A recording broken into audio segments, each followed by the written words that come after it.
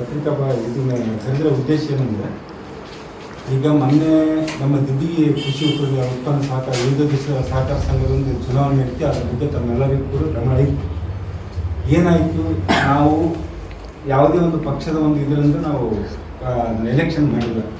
ನಮ್ಮ ಒಂದು ಉದ್ದೇಶ ಏನಿತ್ತು, ನಮ್ಮ ಏನು ಸೊಸೈಟಿನ ಉಳಿಸ್ಬೇಕಾಗಿತ್ತು, ಬೆಳೆಸ್ಬೇಕಾಗಿತ್ತು. ಅದನ್ನು ಆ ಒಂದು ಉದ್ದೇಶದಿಂದ ನಾವೊಂದು ಸಮಾನ ಮನಸ್ಕರ ರೈತರ ಪೆನಲ್ ಅಂತ ಕಿಸಿ ನಾವು ಪೆನಲ್ ಮಾಡ್ಕೊಂಡ್ವಿ.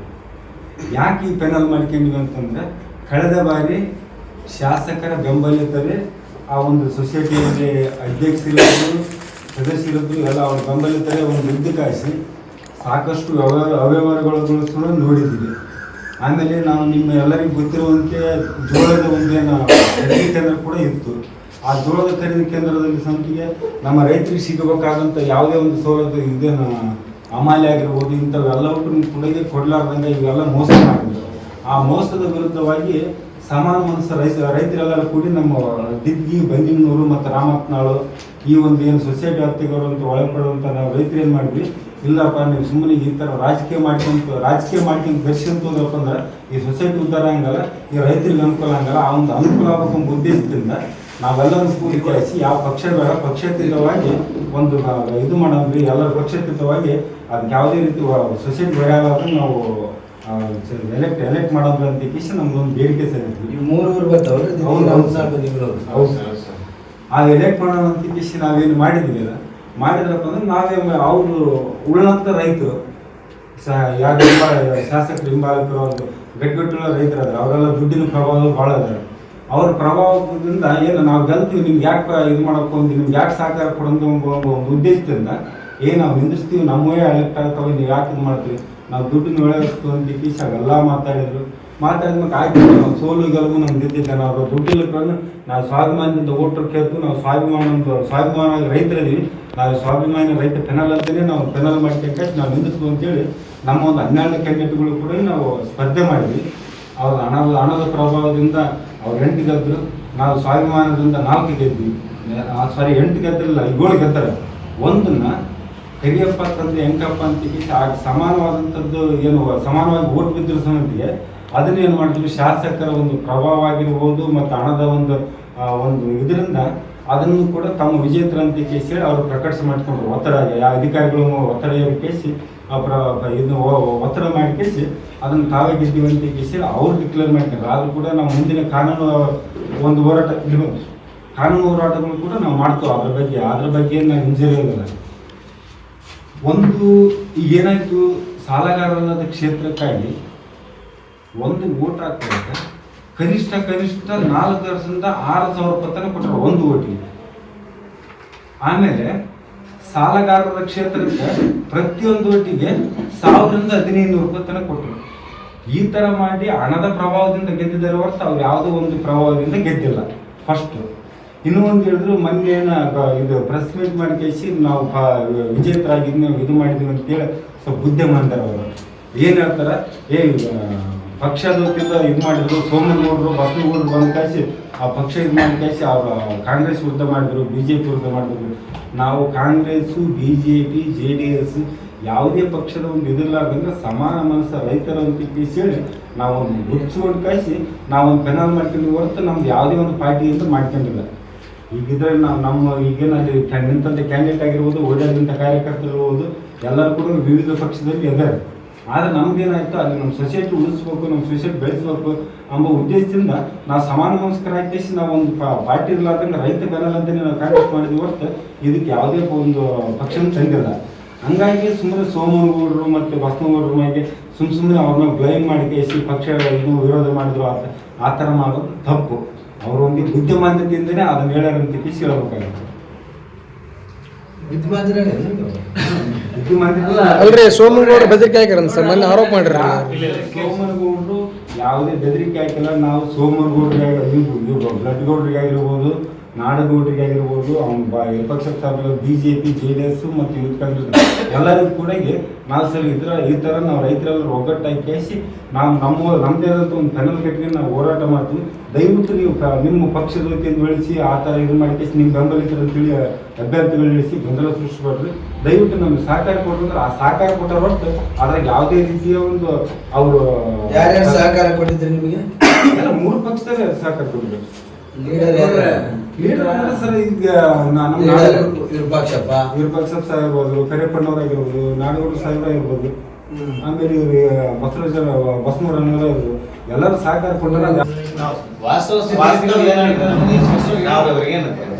ರೈತರ ಪರವಾಗಿ ನಿಂತ್ಕೊಳ್ಬೇಕಂತ ಎಲ್ಲರೂ ಇದು ಮಾಡಿದ್ರಿ. ಪಕ್ಷದ ಕಡ್ಲಿಂದ ನಿಂತೇ ಅಲ್ರಿ ನಾವು ಯಾವತ್ತು. ನಾವು ಸ್ವಾಭಿಮಾನದಿಂದ ನಾವು ಕೆಲಸ ಅಷ್ಟೇ.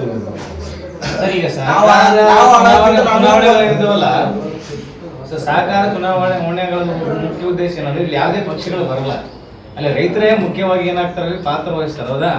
ಅಲ್ಲಿರುವಂತಹ ಮೆಂಬರ್ಶಿಪ್ ಒಂದು ರೈತರು ಯಾರು ಸ್ವಇಚ್ಛೆಯಿಂದ ನಿಂತ್ಕೊಂಡು ಎಲೆಕ್ಷನ್ ಮಾಡೋದಿರ್ತದೆ. ಹೌದಾ? ಕೇವಲ ಒಂದು ಏನು ಜಾತಿಗೆ ಧರ್ಮಕ್ಕೆ ಆ ರೀತಿ ವಿಚಾರಗಳು ಇರಲ್ಲ ಅಲ್ಲಿ. ಮತ್ತೆ ಅದೊಂದು ಪಕ್ಷಕ್ಕೆ ಅನ್ನೋದು ವಿಚಾರ ಇರಲ್ಲ ಅಲ್ಲಿ. ಇಲ್ಲಿ ಹೆಂಗ್ ಬರುತ್ತಂದ್ರೆ ಎಲ್ಲರೂ ಬರ್ತಾರೆ, ಎಲ್ಲರೂ ಸೇರಿ ಅಲ್ಲಿ ಅವರ ಪ್ರಭಾವಕ್ಕೊಳಗಾಗಿ ಅವರು ತಮ್ಮದೇ ಆಡಳಿತವನ್ನು ನಡೆಸ್ಕೊಂಡು ಹೋಗ್ತಾರೆ. ಅಂದ್ರೆ ಮಿಕ್ಕಿದ ಎಲ್ಲ ರೈತರು ಅದಕ್ಕೆ ಸಂಬಂಧಪಟ್ಟಿರಲ್ಲ, ಎಲ್ಲರೂ ಸಂಬಂಧಪಟ್ಟಿರ್ತಾರೆ. ಹಂಗಾಗಿ ಎಲ್ಲರಿಗೂ ಸಮಾನವಾದಂತ ಒಂದು ಸಮಾನತೆ ಸಿಗಬೇಕು ಅನ್ನುವಂಥ ದೃಷ್ಟಿಯಿಂದ ನಾವೆಲ್ಲರೂ ಕೆಲವಿಷ್ಟು ಮುಖ್ಯವಾಗಿರುವಂಥ ವ್ಯಕ್ತಿಗಳನ್ನ ಅಲ್ಲಿ ಕ್ಯಾಂಡಿಡೇಟ್ಗಳನ್ನಾಗಿ ರೆಡಿ ಮಾಡಿ ಹಾಕಿದ್ವಿ. ಹಾಕಿ ಆದ ನಂತರ ಏನಾಯ್ತು, ರಿಸಲ್ಟ್ಗಳು ಬಂದು. ಆದ್ರೆ ಯಾವುದು ಒಬ್ಬ ವ್ಯಕ್ತಿ ವಿಚಾರ ಅಂದ್ರೆ ಒಂದು ಕ್ಯಾಂಡಿಡೇಟ್ ವಿಚಾರದ ಸಮಸ್ಯೆ ಆಯ್ತು. ಏನ್ ಸಮಸ್ಯೆ ಆಯ್ತು? ಅಲ್ಲದ ಕ್ಷೇತ್ರದಲ್ಲಿ ಏನು ನಡೀತಲ್ಲ, ಅಲ್ಲದ ಕ್ಷೇತ್ರದಲ್ಲಿ ಏನು ಎಲೆಕ್ಷನ್ ನಡೆದಾಗ ಅಲ್ಲಿ ಸಮಾನವಾಗಿ ಇಬ್ರು ಓಟ್ ತಗೊಂಡಾಗ ಒಂದು ಓಟನ್ನು ಏನ್ ಮಾಡೋದು ಅಂತಂದ್ರೆ ಆ ಒಂದು ಚುನಾವಣಾ ಅಧಿಕಾರಿಗೆ ಖುದ್ದಾಗಿ ಬೆದರಿಕೆ ಹಾಕುವ ಮೂಲಕ ರಾತ್ರಿ ಸರಿಸುಮಾರು 12:30 ತನಕ ನಾವು ಹೋರಾಟ ಮಾಡಿದ್ವಿ. 12:30 ಹೋರಾಟ ಮಾಡಿ ಆದ್ಮೇಲೆ ಆ ಪೊಲೀಸರನ್ನ ಪ್ರಭಾವವನ್ನು ಬಳಸಿ ನಮ್ಮನ್ನೆಲ್ಲ ಎದುರಿಸಿ ಓಡಿಸಿ, ಜೊತೆಗೆ ಆ ಒಂದು ಚುನಾವಣಾ ಅಧಿಕಾರಿಯನ್ನ ಖುದ್ದಾಗಿ ತಾವೇ ಸ್ವತಃ ತಮ್ಮ ಪಕ್ಷದ ಒಬ್ಬ ನಾಯಕನ ಮನೆಗೆ ಕರ್ಕೊಂಡು ಹೋಗಿ ಏನ್ ಮಾಡಿದ್ರು, ತಮ್ಮ ಪರವಾಗಿ ಆ ಒಂದು ಆದೇಶವನ್ನು ಬರೆಸ್ಕೊಂಡ್ರು. ಅಂದ್ರೆ ಇದೇ ರೀತಿ ಪ್ರಭಾವ ಬಳಾಗ್ತಾ ಹೋದ್ರೆ ನಮ್ಮಗಳಿಗೆ ನ್ಯಾಯ ಸಿಗೋದು ಯಾವಾಗ ಅಂತ. ಮತ್ತೆ ಇಲ್ಲಿ ಮೆನ್ಷನ್ ಮಾಡ್ತಾರೆ, ಇಲ್ಲಿ ಬಸನಗೌಡರು ಸೋಮನಗೌಡರು ಪಕ್ಷದ ವಿರುದ್ಧವಾಗಿ ಕಾರ್ಯಚಟುವಟಿಕೆಗಳನ್ನ ಮಾಡಿದ್ರು ಅಂತ. ಈ ಸೋಮನಗೌಡರು ಬಸವನಗೌಡರ ಹೆಸರು ಬರೋದೇ ಇಲ್ಲ. ಶಿವಪ್ಪ ಅವ್ರೆ ಸಮಸ್ಯೆ ಆಗಿರೋದೇನ್ರಿ, ಸಾಲಗಾರರ ಒಂದು ಕ್ಷೇತ್ರದ ಒಂದು ಸಮಸ್ಯೆ ಮಾಡಿದ್ರು. ಆ ಶಾಸಕರು ಒತ್ತಡ ಹಾಕಿ ಅದನ್ನ ಸಮಾನ ಓಟು ಬಿಟ್ಟಾಗ ಅದನ್ನ ಏನ್ ಮಾಡ್ಬೇಕಾಯ್ತು, 2 ಓಟು ತಿರಸ್ಕೃತ ಮಾಡಿದ್ವಿ. ತಿರಸ್ಕೃತಗೊಂಡಂತ ಓಟನ್ನ ಮತ್ತೆ ಪುರಸ್ಕಾರ ಮಾಡ್ಬೇಕಾದಂತ 2-3 ತಾಸು ಟೈಮ್ ತಗೊಂಡು ಕಾಯಿಸಿ ಮತ್ತೆ ಪುರಸ್ಕಾರ ಮಾಡಿದ್ರಲ್ಲ, ಅದ್ರ ವಿರುದ್ಧ ಮಾತಾಡಿದ್ರ ಹೊರತ ಇಲ್ಲಿ ಪಕ್ಷದ ವಿಚಾರದಾಗ ಬಂದೇ ಇಲ್ಲ. ಶಾಸಕರು ಕಾಂಗ್ರೆಸ್ ಪಕ್ಷ ಬಳಸಿ ಮಾತಾಡಿದ್ರು, ಕಾಂಗ್ರೆಸ್ ಒತ್ತಡ ಹಾಕಿದ್ರು ಅಂತ. ನೀವು ಅವತ್ತು ಹೇಳ್ಬೋದಾಯ್ತಲ್ಲ, ಸಮಾನ ಮನಸ್ಕರಿಂದ ಎಲೆಕ್ಷನ್ ಮಾಡಿದ್ವಿ ಅಂತ. ಸರ್ ಈ ಮಾಡಿದ್ರೆ ಸಮಾನ ಮನಸ್ಕರ ಪ್ರಸ್ತಾಪನೆ ಮಾಡಿಲ್ಲ, ಸಮಾನ ಮನಸ್ಕರನ್ನ ಪದ ಬಳಸೇ ಇಲ್ಲ ಅವತ್ತು. ನಾವೆಲ್ಲರೂ ಕೂಡಿ ಮಾಡಿ ಅದೊಂದು ಕ್ಯಾಂಡಿಡೇಟ್ ರಿಜೆಕ್ಟ್ ಆದಂತ ಓಟ್ನಾಗ ತೆಗೆದಿಟ್ಟು 2 ತಾಸು ಆದ್ಮೇಲೆ ಯಾರೋ ಫೋನ್ ಮಾಡ್ತಾರಂತ ತಕ್ಷಣ ಅವ್ನು ತಂದವ್ರಿಗೆ ಹಾಕಿ ವಿಜೇತ ಅಂತ ಬರ್ಕೊಟ್ಟಾರ ಅಂತ ಹೇಳಿದ್ವಿ ನಾವು. ನಮ್ಗೆ ಅನ್ಯಾಯ ಹಾಕಚ್ಚಿದ್ರೆ ಅಂತ ಬಂದ್ ಮಾಡಿ ನಾವು ಅವ್ರು ಇವ್ರು ಅಂತ ಯಾವ್ದಂತಿಲ್ಲ. ಆಮೇಲೆ ಸರ್ ಏನೋ ಅಂದ್ರೆ ಈಗ ನಮ್ಮ ಎಲೆಕ್ಷನ್ ಮಾಡೋವರಿಗೂ ಸೋಮನಗೌಡರು ಅಲ್ಲಿ ಸೆನೆಗೆ ಬಂದಿಲ್ಲ, ಬಸನಗೌಡರು ಬಂದಿಲ್ಲ, ಹಂಪನಗೌಡರು ನಾಡಗೌಡರು ಬಂದಿಲ್ಲ, ವಿರೂಪಾಕ್ಷಪ್ಪ ಸಾಹೇಬ್ರು ಬಂದ, ಅವ್ರು ಯಾರು ಕೂಡ ಬಂದು ಆ ಕ್ಷೇತ್ರದಾಗ ಬಂದ ಕೈಸಿ ಇಂಥವ್ರಿಗೆ ಓಟ್ ಹಾಕ್ರಿ ಇಂಥವ್ರಿಗೆ ಕೊಟ್ಟಂತೆ ನಮಗೇನು ನೀವು ಸಹಕಾರ ಕೊಡ್ಬೇಕ್ರಿ, ನಿಮ್ಮ ಪಕ್ಷದ ಬೆಂಬಲಿತ ಅದೇದಂತ ಕಿಸಿ ಬ್ಯಾಡ ಅಂತ ಹೇಳಿದ ಸಲಗ ಆಯ್ತು ಅಂತ ಕಿಸಿ ಅವರು ಅದಕ್ಕೆ ಸಹಕಾರ ಕೊಟ್ಟು ಕೈಸಿ ಅವ್ರು ದೂರ ಕುಂತಾರ ಹೊರತು ಅದನ್ನ ಬಿಟ್ರಪ್ಪ ಅಂದ್ರೆ ಅವ್ರೇನು ಬಂದು ಎಲೆಕ್ಷನ್ ಮಾಡಿಲ್ಲ, ಇನ್ನೊಬ್ರನ್ನ ಕೇಳಿಲ್ಲ, ಓಟು ಕೇಳಿಲ್ಲ. ಅಲ್ಲಿ ಓಟು ಕೇಳಿದವರು ನಾವೇ ರೈತರಿಗೆ ಕೇಳಿದೀವಿ, ರೈತರ ಆಕ್ಷಿ ಹೇಳಿದ್ವಿ. ನಮ್ಮ ಬೆನ್ನಲ್ಲೇ ಅಭ್ಯರ್ಥಿಗಳಿದಾರಪ್ಪ, ನಮ್ಮ ರೈತರ ಪರ ಅಭ್ಯರ್ಥಿಗಳಿದಾರ, ಅವ್ರನ್ನ ಕಾಂಟೆಸ್ಟ್ ಮಾಡಿಸಿ ಅವ್ರಿಗೆ ಓಟ್ ಕೇಳ್ರಂತೆ ಕೊಟ್ರಂತೆ ನಾವು ಕೇಳಿದ್ದೀವಿ. ನಾವು ಸಮಾನ ಮುಖ್ಯ ಕೇಳಿದ್ವಿ ಹೊರತು ಅವ್ರು ಯಾರು ಬಂದು ಕೇಳಿಲ್ಲ ಓಟ್. ಈಗ ಯಾರು ವೆಂಕಟೇಶ್ನ ಸರ್ ಇವ್ರು ಅಭ್ಯರ್ಥಿನ ಹಾಕ್ಸ್ಕೊಡ್ರಿ ಅಂತ ಕೇಸಿ ಇದ್ರಂಗೆ ಗೊಂದಲ ಮಾಡಿ ಕೇಸಿ ಮತ್ತೆ ಅವ್ರಿಗೆ ಬೇರೆ ಅಂತ ಕೇಸಿ ಹೇಳಿದ್ವಿ. ಅದು ಹಣದ ಪ್ರಭಾವದಿಂದ ಗೆದ್ದಾರ. ಇವತ್ತು ನಾವು ಅವ್ರು ಒಂದು ಸ್ವಲ್ಪ ಜಾಸ್ತಿ ಗೆದ್ದಾರ, ನಾವು ದುಡ್ಡು ಸತಿ ನಮ್ಮ 4 ಜನ ಗೆದ್ದು ಕಾಯಿಸಿ ಒಂದು ಗೊಂದಲದಾಗ ಐತೆ, ಅವ್ರು 7 ಜನ ಗೆದ್ದಾರ ಅಷ್ಟೇ ಹೊರತು ಅವ್ರೇನು ದುಡ್ಡು ಕೊಟ್ಟು ಕಾಯಿಸಿ ಇಡೀ ಸೊಸೈಟಿ ಅಷ್ಟು ಒಂದು ಸೈಡ್ ಬಾಡಿ ಅಂತೂ ಆಗಿಲ್ಲ. ಎಷ್ಟು ಜನ ಗೆದ್ದಾರ ಸರ್ ನೀವು ರೀ? ಅವ್ರು 7 ಜನ. ನೀವು ಎಷ್ಟು ಜನ ಗೆದ್ದಿರಿ ಸರ್?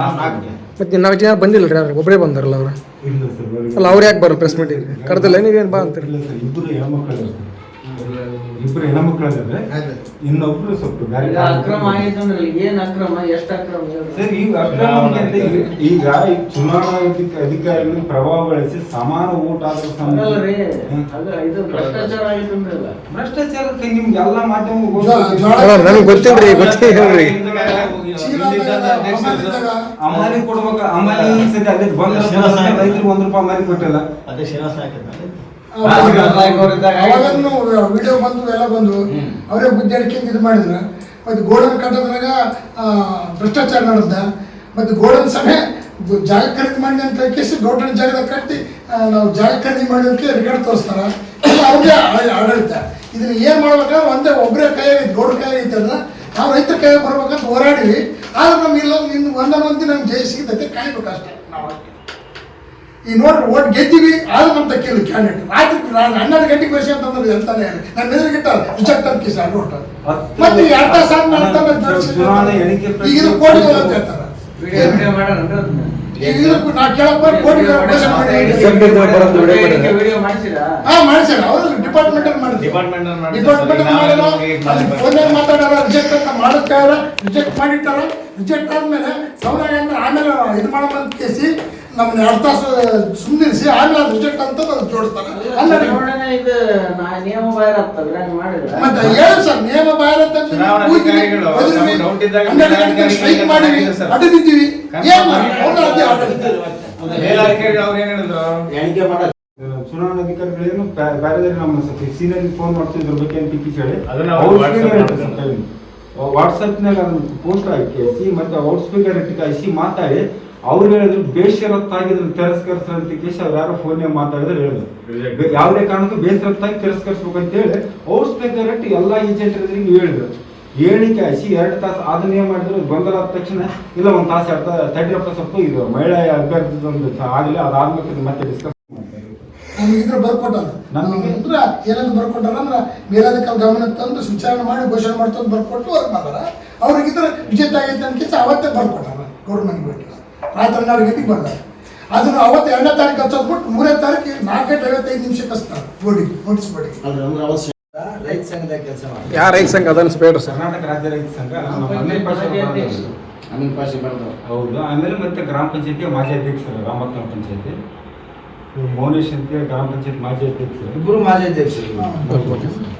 ವೆಂಕಟೇಶ್ ಅಂತ ಕೇಸಿ ವೆಂಕಟೇಶ್ ನಾಯಕ್ ಅಂತೇಳಿ ಸರ್ ಜೊತೆಗೆ ಅಖಿಲ ಕರ್ನಾಟಕ ವಾಲ್ಮೀಕಿ ನಾಯಕ ಮಹಾಸಭಾದ ಖಜಾಂಚಿ ತಾಲೂಕು ಘಟಕ ಸುನಂದ ಕರೇಗೌಡ ವಾಲ್ಮೀಕಿ ಮಹಾಸಭಾ ಅಧ್ಯಕ್ಷರ ಇಲ್ಲ ಸರ್, ಖಜಾಂಚಿ ಖಜಾಂಚಿ ತಾಲೂಕಿಂದ ಸಿನ್ನೂರು ರೀ. ಕರೇಗೌಡ ಅಂತೇಳಿ ನಮ್ಮ ರೈತ ಸಂಘದ ಕರ್ನಾಟಕ ಮತ್ತೆ ಸೊಸೈಟಿ ನಿಂತು ಪರಾಜಿತ ಅಭ್ಯರ್ಥಿ. ಈಗ ನಮ್ಮ ಸುಗ್ರಪ್ಪ ಅಂತ ಕೇಸಿ ಇವ್ರು ಹೆಣ್ಮಕ್ಳು ಅವ್ರು ರಾಮತ್ನಾಳ್ ಕರೇಗೌಡ ದಿದ್ದಿಗೆ ಸುಗ್ರಪ್ಪ ಮೇಟಿ ಅಂತ ಆಮೇಲೆ ರಾಜಾ ಸಾಬ್ ಅಂತ ಕೇಸಿ ಈಗ ನಮ್ಮ ಸುಗ್ರಪ್ಪ ಮೇಟಿ ರಾಜಾ ಸಾಬ್. ಅವ್ರ ಹೆಸರು